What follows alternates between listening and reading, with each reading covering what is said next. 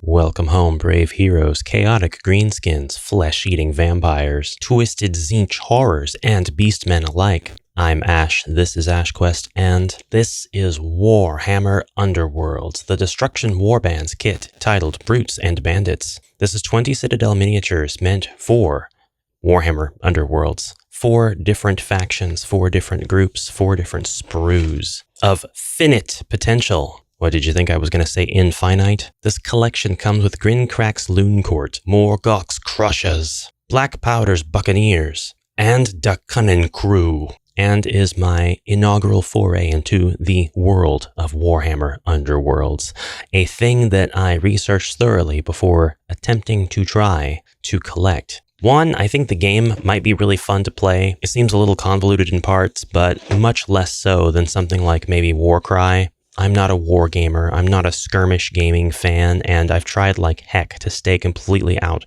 of all things Warhammer except for Warhammer Quest and those adjacent dungeon crawlers. But Underworld I thought was just too neat to ignore, and it's something that I can actually collect and assemble and have fun with, even if I don't play the game at all. I can totally Marge Simpson this. I just think they're neat. I was very careful to peel off the circles of adhesive tape in order to open the box. I should have just used a knife. Now I have permanently sticky spots on my box. I may go buy circular tape just to put back onto the box so I can cut through it without having to worry about the stickiness. It is very annoying. As for why I went with this grouping of miniatures instead of a base game system of Underworlds, of which there are many, and we'll get to that in just a minute. Well, these groups of 4 different warbands in a single box is a really, really good value. Underworld's releases follow a pretty strict convention. Well, it's open in spots here and there, but it's pretty consistent. You can't be consistent some of the time, said one of my astute viewers, so pardon the inconsistency in my claims of consistency. But typically, these warbands come out as single boxes and are priced anywhere from $30 to $50 USD. These boxes are on Amazon for around $80 to $85. This one was on sale, so I got it for like, I think $70, or I got it off of eBay, which the prices on eBay tend to match Amazon for these, making each warband less than $20, and I thought it was a great way to begin.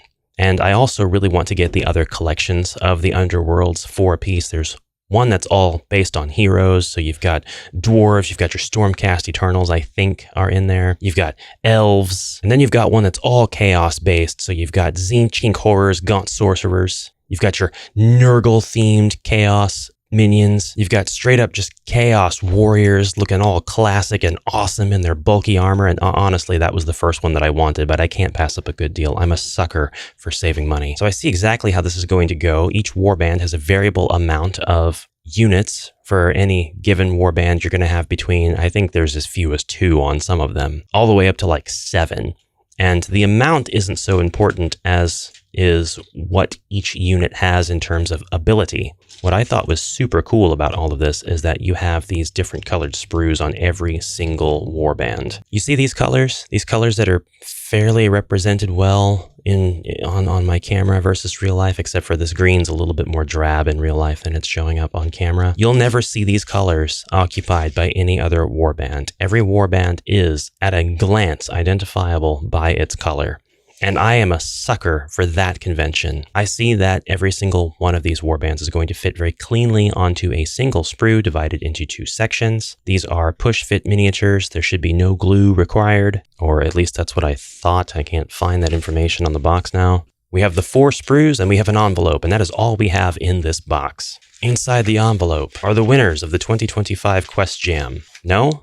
No. We have a ton of cards, individual units, as well as for the entire warband. A read this first, no glue required. These are just instructions for putting together your warbands. So we are definitely going to be keeping this and putting these guys together using it. Anatomy of your unit's cards are as follows. The name of the unit is at the very top, and then you have that same name across 6 different languages, making this very accessible at a global scale. I would have called this guy Keiji, but the kana actually says Kage. He's awesome. I love him. And I don't know how to play Underworlds, so we'll just wing this part. He has 3 blue hexagons, 1 green shield that can flip, 2 red circles, and 1 orange circle with a decorative motif I know that this symbol is the symbol of the warband with which this unit is associated, and the one right underneath, actually not sure. Since we know that this symbol means Blackpowder's Buccaneers, it kind of looks like some sort of sea creature's jawbones, skeletal remains. We can kind of pull these out to see what this symbol might mean. Not every card has this symbol, and only one card out of every warband has the symbol with the crown on it. So you know that this is going to be the commander of that warband. Gorlock in this case. Now we've got a symbol in the bottom right that is common to all of the cards in this pack. So that might be the Brutes and Bandits designation, or it might be something completely different. It might pertain more to the season of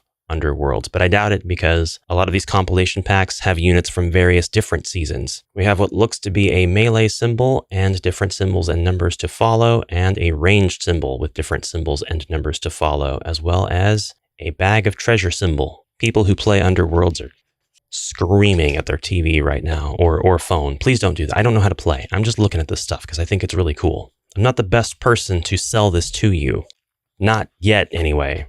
I wondered why there were so many of these. We got fighter cards, and we also have a ton of war scrolls. And I learned it's because it's the same set of war scrolls over and over again in different languages. So Games Workshop is actively teaching you English, Japanese, Italian, and German. Although I have a big complaint here. If I was provided the war scrolls in various languages, copies of war scrolls, and I've got the different languages of all of the names of the fighters, then why didn't I get different language sculpts? Doesn't it stand to reason that this would be like the English sculpt? And so shouldn't I get an accompanying German sculpt? It's only fair. Still, it's awesome to be able to look at the English name, such as the Kunnin Krew, and then say, well, what are these guys called in German? Well, in German, it's the Listigenlumpen. How about Blackpowder's Buccaneers? What do you think that's going to be? Die Schwarzpulverpiraten. Piraten. I guess that's the Blackpowder Pirates. I'm given to understand that these are Hobgoblins, and that's what separates them from the Goblins and the Orcs of the Warhammer universe. They are more intelligent than their Orc brethren, definitely taller and more physically able than their Goblin brethren, and probably have a lot more magical affinity, but they are very prone to backstabbing each other. So in that regard, they are not that different from skaven, just green and much less rat-like, and I'm not sure how they speak just yet. I saw Grinkrak's Looncourt at my not-so-friendly, not-so-local game store quite a while ago. It was on the clearance shelf, and I kicked myself for not getting it, but now I'm glad that I didn't because I was able to get it for a much better value in this pack of 4 warbands under the Brutes and Bandits title. But it was the first Underworlds army that I had seen, and actually, if I hadn't seen it, I don't know that I ever would have clicked on Warhammer Underworlds on any of the websites that I frequent. It would have been recommended to me. I would have said, nah, just another skirmish game. I don't want anything to do with it. I don't have that kind of time or money. But I'm very glad that they decided to do releases like this. And for the releases that aren't like this, which the vast majority of the, now we're up to 70-something, I think, unique warbands across the entire Warhammer Underworlds brand, well, they get a little bit harder to get as they get older, and you can only hope that maybe there will be some sort of compilation that will take older ones and bring them up into the newer, accessible units. So Games Workshop likes to do variations of units with the packs that they sell for like Age of Sigmar. It's not the case here. We see units that will be completely assembled from the pieces that are on the sprue. There are no variations here, no options. But the only thing you need to put all of the units together is a pair of clippers. And I suppose if you're paranoid like I am about these guys falling apart, then you might want to glue them together, but I'll abstain from doing that for now. I really like that the bases are part of the sprue because they have unique sculpts as well. So all of the bases are themed to their particular fighter unit. You're not going to be able to interchange your fighters at all. They will have to go on the base that they were designed to go on. But I'm like super okay with that. Now, I mentioned there were like 70-something of these. I've got a link to a website that tracks these,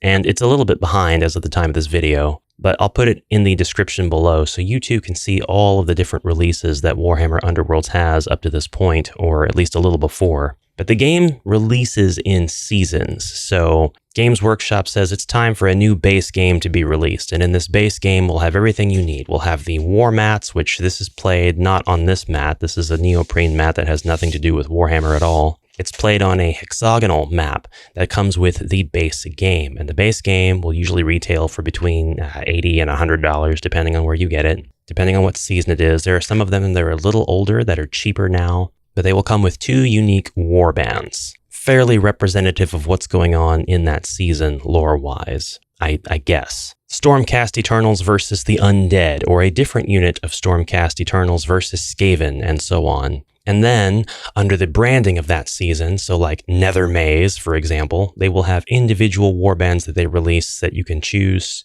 and learn to play. Now this, in and of itself, if it were the end-all be-all to the basic how to do Underworlds, would be fine and fun and pretty varied as is already, and you'd have a reason for wanting to pursue different armies. But let's say your playstyle with the Beastmen is not at all how the Beastmen play, and you really want the Beastmen warband that released because perhaps you are just a hardcore Ungor fanatic.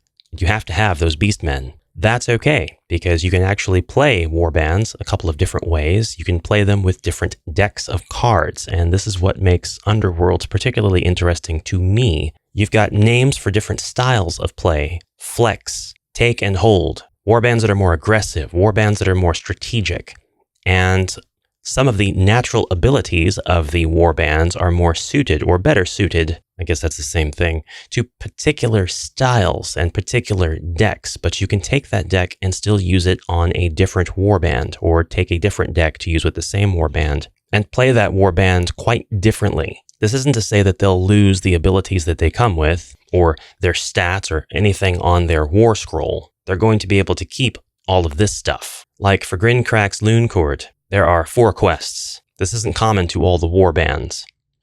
None of the other warbands in this collection have quests, but you can choose one of these 4 quests. And let's say if you choose Conquer the Realm, you complete this quest after an action step if your warband holds 2 or more treasure tokens and holds more treasure tokens than your opponent's warband. For a reward, you can inspire a friendly Loon Knight. If a dubbed friendly fighter is holding a treasure token when you complete this quest, you can also inspire your leader and then draw up to 2 power cards. So this actually answers my question earlier about the symbol that was common to 2 of the cards, at least in the Grinkrak's Looncourt unit. This is a Loon Knight. This is one of the 1, 2, 3, 4, 5, 6 Loon Knights that are with this warband. So actually everybody except Grinkrak himself is a Loon Knight. Grib here has a 3rd symbol. He's got the Grinkrak's Looncourt warband icon, the Loon Knight symbol, and this 3rd one. But I can't find this symbol anywhere on the war scrolls. However, this is that same symbol that's over on the Blackpowder Buccaneers fighter units, Shriek and Kage. But that symbol's not anywhere here either, so I'm given to believe that it is a very base game system rule symbol. And the base game is not playable just with this 4-pack. I don't have the rules, I don't have the mats, I don't have the dice. And the dice are pretty neat as well because they're just full of symbols. No pips on those dice. So that's the units, fighters, warbands covered, the dice, which I don't have, the playmats, which are all different depending on the season as well, because the playmats that come with each of the season starter sets are going to have objective spots, and they'll also have barriers, and all of them are configured just a little bit differently. Not to mention, they all come with more than 1 map, and you can take these maps and place them down and have them connect any way you like, owing to the hex grid system that is printed upon them. And this facilitates a ton of different games that you can play out, even if you're using the starter sets only and the same one army versus the other. You could play on a different mat, you could swap cards out, and they sell a lot of different things like themed dice and standalone card packs that are for certain units. Now, I don't know how far that we're going to get into all of that on this channel, but I've watched a couple of how to play videos and I've been thoroughly lost. So my goal is to get one of the base systems, learn to play it, and then teach you to play so that more people will know how to play this game so that they'll keep making awesome sets for it because, man, I love how these look. For Grinkrak's Looncourt, we're going to go ahead and assemble Grinkrak himself. We're going to get pieces 22 and 24 and put them into piece 26 along with pieces 23 and 25. Piece 25, if you'll notice, is foliage. Well, actually, it's not foliage at all. It's a rock and a mushroom. So literally not foliage. I will free you from your trappings, my goblin master. Can you imagine how many people I would upset if I was just like twisting them all out with my hands? Fastest way to lose subscribers ever. It takes a little bit of time to look for the number on the sprue. I find if I just kind of look for the general shape of the thing I'm looking for and then confirm its number, that works out a lot faster. So here are these two pieces going together. They fit right in. That's a really long dowel on the head going into the neck. And I've got no worries about him coming apart whatsoever. He's got a lot of little fiddly bits, but yeah, and it's kind of like that brittle plastic. I'm not worried about it though. The base has got a lot of holes in it, but the shapes are cut out such that the stuff that you put into these holes is only going to fit the one way, the one configuration. So the assembly is very straightforward and you can't mess it up. That's not a challenge. When you are cutting your miniature pieces from the sprue, do not accidentally cut the dowel portion. That's going to actually allow you to do the push fit. Also, once those are in there, they are staying in. And the piece de resistance. And we have just assembled Grinkrak, a magical knight goblin of sorts with all of the moon reliquary and the commanding presence of, well, as commanding as you can get as a goblin anyway. The bases are bigger than the standard 1 inch. That's because we're not playing on a 1 inch grid, we're playing on a hexagonal grid. But they're about 1.25 inch. 25 what, Ash? 25 hundredths of an inch? All right, it's time to assemble the rest of these and I'll show you the results. So, transition time! I managed to put the models together anyway. Introducing Morgoth's Crushers. These bad boys are enormous, very threatening, with weaponry and attitude to match. The orc boys are just what you need if you're planning a night of terrorizing with your greenskins. They're the largest warband in the Brutes and Bandits pack by physical size alone, even when compared to orcs from other games. Don't talk to me or my son ever again, my tiny, weak, pathetic son. I know what the next question's going to be. Will they HeroQuest? Well, the answer is yes, but. And it's a pretty big but. HQ minis will go on 1 inch grid space, no issues whatsoever, very minimal crowding. Well, I say minimal, but it's actually pretty common for HeroQuest figures to crowd. But these guys actually come on variable-sized bases. Some are like 25 millimeter, some of them are like 40, and then others are like, what is this, 50, 54? So short answer would be no, unless you want to consider these particular orcs to be extra large size enemies. If you were looking for a way to put black orcs in your contemporary HeroQuest game, you could do that. I haven't seen black orcs in Warhammer in a hot minute. Am I just missing something? Next up are Blackpowder's Buccaneers. This warband of 5 units this one fighter was really fun and rewarding to put together. He is awesome. Look at his giant commanding size. This is a pirate to be feared. Pretty sure he's just straight up an ogre. An oversized miniature that takes up 2 by 2 grid spaces almost perfectly. His imposing weaponry and intimidating presence cut an impressive figure on the board. However, he's got a bunch of like animals and goblins as his underlings, and while that's fine, and they're certainly small enough to all fit, God, they were a pain to put together. This hawk sucked, not worth the effort. Are the details fine? Yes, the details are just fine, a bit fiddly for sure. And during this process, I developed Warhammer fingers, which is where you get the calluses from being poked in the finger pads a bunch, from having to push fit together the pieces that have absolutely no surface area for your fingers to comfortably rest upon in order to apply pressure. The goblins are really cool though, they were worth putting together. I don't know if maybe they're more like snotlings. I know I waxed poetic about the ogre pirate, but this guy is probably my favorite out of the whole bunch. He's just covered in ropes and he's ready to throw this grappling hook / pathetic anchor / weapon. I don't know, it's multifunctional and that's what I like about it. Anchors away! My least favorite was this monkey with a knife. He sucked to put together and I don't like him. Just not really a monkeys fan, I guess. I mean, it's cool that he's angry and shrieking and carrying a pair of binoculars, a spyglass. Cool that he's got like this, whatever this weapon is technically called, attached to his tail. But he was such a pain in the butt to put together. Our Hobgoblin warband is next. This guy is the centerpiece to this group of ne'er-do-wells. His staff broke and I had to glue it back on. The head of the staff, that is. But again, I like the detail. There was some fiddliness to it, and I was left wondering, are these sculpts really put together in this way on the sprue because of form, fit, and functionality?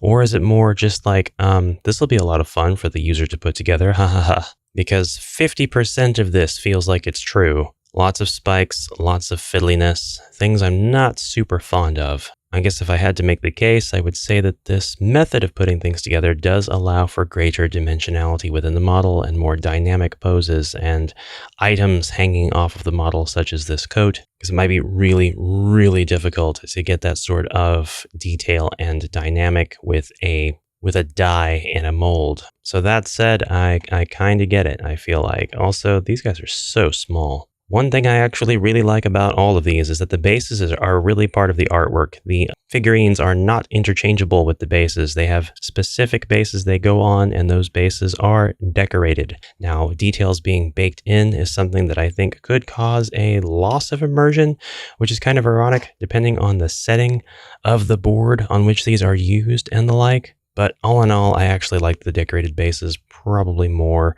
than no base at all. And finally, the unit that would have started it all for me if I'd picked it up back when I saw it that fateful day in the not-so-local game store, Grinkrak's Looncourt. All of these models have names, but I can't be bothered to go check them out and see what they are. Just know that this goblin is attempting to attack you with a squig tied to the end of a stick. That's fair. I mean, it's fair game. Fair play. We've got an armored goblin riding on a pretty massive squig. The squig itself looks deadly enough, but the armored goblin atop, wow, that's just horrifying. And look at this polearm weapon. Whoops, never mind, that's a weird hammer. I wonder if he uses it for war. It's almost like a battle mallet. Really like the instrument player units in these war games, these fantasy war games, that is. I like the idea that there is a unit that can do something that may affect all of the other units, either indirectly or directly. I like the moon mask motif of these guys. Really reminds me of the night goblins of the old world. The moon sort of effect that their hoods have compared with their pointy noses. They've got long, pointy weapons that don't really end in points, ironically enough. This is a goblin standing on the shoulders of another goblin, and he is pulling back this squig. Yes, squig. Sorry, the seams are making some of these pieces a little bit harder to discern. They've got themselves a little shield wall here, and once this thing launches, it's going to be a squig to the face for an unsuspecting hero. Some of these bases you could make do with, and I particularly like the idea of 2 goblins launching squigs at heroes, so I would probably use this in HeroQuest. Encroachment of base beyond its borders be damned. And then finally, piece de resistance, this is Grinkrak himself. I mean, he's a goblin. He's got a pointy moon staff. He doesn't cut too imposing of a figure, as I like to say, but he is hoisting a leg up Captain Morgan style onto a mushroom in the scenery, so he's got that going for him. But this is his Looncourt, and when he says jump, everybody says how low. And that is the Brutes and Bandits pack of Warhammer Underworlds, 4 only tangentially related warbands, all representing the greenskin side of the Warhammer Fantasy universe, or Age of Sigmar perhaps universe. Let me know what you thought about these in the comments below, and I will continue to cover Warhammer Underworlds as I get more models, more packs, more perhaps cards. We'll see how that goes. I couldn't think of a better first pack to get, unless of course it was the Chaos pack, but you know what? I'm actually thinking that this might have been a better choice than the Chaos pack, but I'm still going to get that one anyway. I'm going to get the Undead one, and I'm going to get the Heroes and Order pack as well, because these are just really, really good values. As for a starter set, so that I can actually play with these armies, I don't know. I don't know which one I want. All the starter sets are easily like 6 or 7s out of 10s in terms of armies that I really like, aesthetics that I really like. But none of them are like super affordable. I mean, they're all what they're supposed to be priced at. I mean, it's not like they're super expensive, but like I want to try the game. Give me something cheap. There's like 2 armies, but there are the boards and the cards and the rules and all that junk. I don't know. Make a recommendation down below and I'll see what I can do. All right, thank you very much for watching. I hope you enjoyed this presentation. If you did, be sure to let me know, and I'll see you in the next exciting adventure. Until then, brave heroes, onward for now.